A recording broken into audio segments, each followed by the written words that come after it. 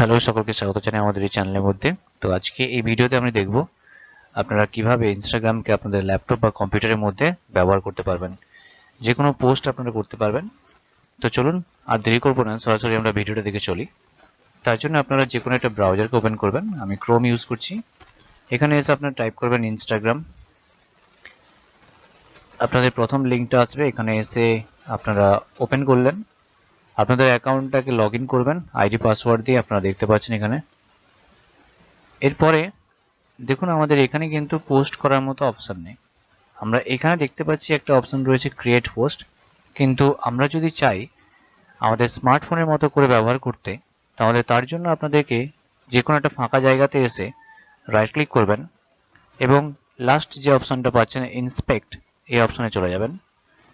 এখানে এসে এই ওপরে যে অপশনটা থাকবে এটা এরকম দেখতে পাচ্ছেন, এখানে টগল ডিভাইস টুলবার বলে অপশন দেখাচ্ছে। এটার উপর আবার ক্লিক করবেন, দিলে নীল রং হয়ে যাবে। এই উইন্ডোজটা খোলা থাকবে। আপনারা এই রেজলিউশনটাকেও একই রকম রাখবেন যেরকম আছে, এটা ডিফল্ট যে রেজলিউশনটা থাকে সেটা রাখবেন।